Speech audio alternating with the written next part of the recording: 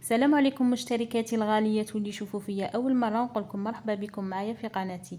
وصفتنا لنهار اليوم راح تكون القريوش، وصفه اقتصاديه وبكميه مليحه. هنايا عندنا كيلو فرينه، من الاحسن تخدموا بنوعيه تكون جيده، هذه النوعيه رائعه. هنا عندنا رشه ملح، ونزيدوا معها باكي خميره كيميائيه يعني 10 غرام.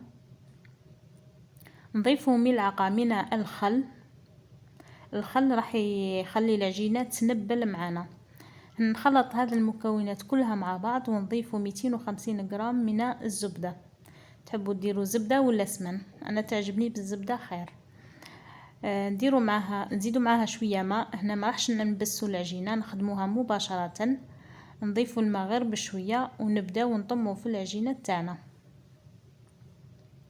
العجينة كي نطموها ما لازمش تكون طرية بزاف، تكون يعني شادة روحها وما تكونش يابسة. كما راكم تشوفوا راح نطموا العجينه وما ندلكوهاش، يعني عجينه سهله وما فيها والو. نزيدوا الماء غير بشويه ونطموها.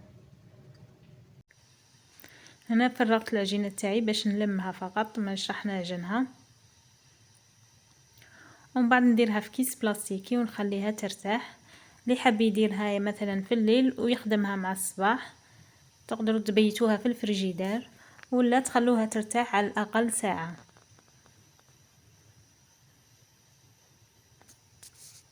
هنا بعد ما ارتاحت العجينه، انا خليتها حوالي ساعه ارتاحت. راح نقسم العجينه. هنا راح نقسمها على النصف، ونزيد نقسمها كل عجينه نقسمها على 6 او على 4. هنا تحصلت على 4 كريات.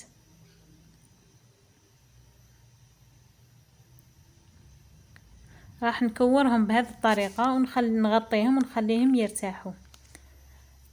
هنا بعد ما نكمل كامل الكريات تاعي، نفتح العجينه تاعي بهذه الطريقه بالحلال فقط، ما راحش نستعمل الماكينه. نرشوا المايزينا بهذه الطريقه ونطبقوها هكذا باش تجينا القريوش تاعنا يجينا مورق. راح نزيد نفتح العجينه مره ثانيه ونكرر العمليه مرتين. احنا درنا المره الاولى وهذه الثانيه. نزيد نفتحها ونرش عليها المايزينا ونطبقها ونخليها ترتاح. شوفوا نرش المايزينا ونزيد نطبقها بنفس الطريقه.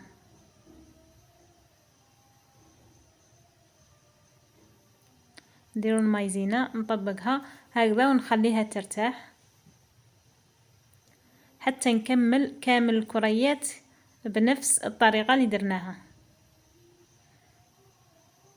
تفتحوا كل الكريات هكذايا وديروا لهم المايزينا وتغطوهم بكيس بلاستيكي. كي تكملوهم كاع نرجعوا لاول حبه ونخدموا بها. راح يجينا القريوش مورق وخفيف. نعاود لكم حبه باش تشوفوا.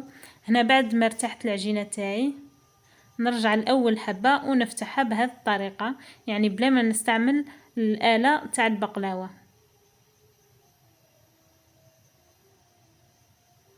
هنا العجينه بعد ما فتحتها ما ترقوهاش بزاف، راح نسويها بالجراره ونبدا نقطع فيها. ندير 1 2 3 4 والخامسه نقطع. 1 2 3 4 5 نقطع. 1 2 3 4 5 نقطع بهذه الطريقه حتى نكمل كامل الحبات.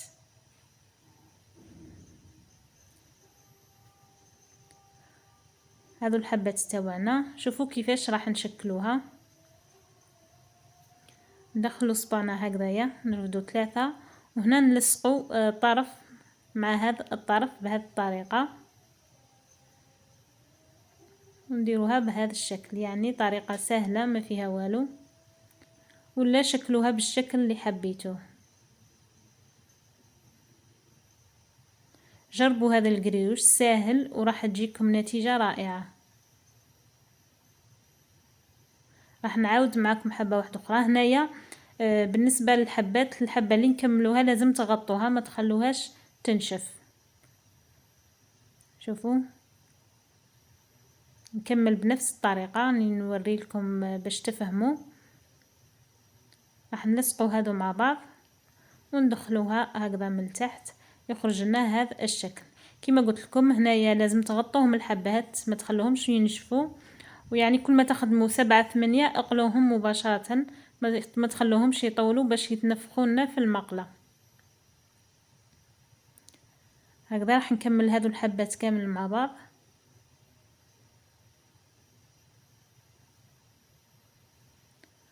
هنا بالنسبه للزيت انا سخنته مليح ومن بعد درته على نار متوسطه. لازم الزيت تاعكم تكون غزيره ما تكونش قليله، ونبدا نقليهم. شوفوا كيفاش راهم يتنفخوا ويتنبلوا، يعني راح يجيكم قريوش ما شاء الله. جربوه ورجعوا لي في التعليقات. شوفوا القريوش تاعنا كيفاش جانا مورق.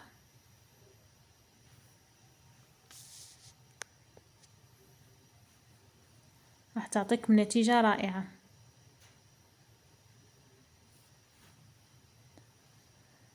بعد ما يطيب راح نخليه يبرد تماما، لازم يبرد مدة ساعة ولا ساعتين. ومن بعد نجيبوا العسيلة ندفوها شوية، ما تخلوهاش ثقيلة هكذاك، ندفيها فقط ونغطسوا الحبات تاعنا.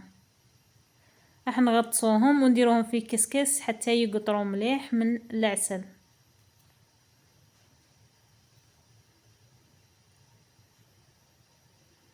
ما تنسونيش باللايك والاشتراك في القناة باش يوصلكم كل جديد. شوفوا نعسلوا كامل الحبات ونديروهم يقطروا، وهذه النتيجة اللي تحصلنا عليها. ان شاء الله تجربوه وتعجبكم الوصفة. واكيد راح نقسم لكم حبة باش تشوفوا التوريق من الداخل. شوفوا كيفاش جاونا الحبات، جاو ما شاء الله. تزينوهم بالجلجلان ولا الكاوكاو كما حبيتوا. هذه حبة راح نقسمها لكم باش تشوفوها.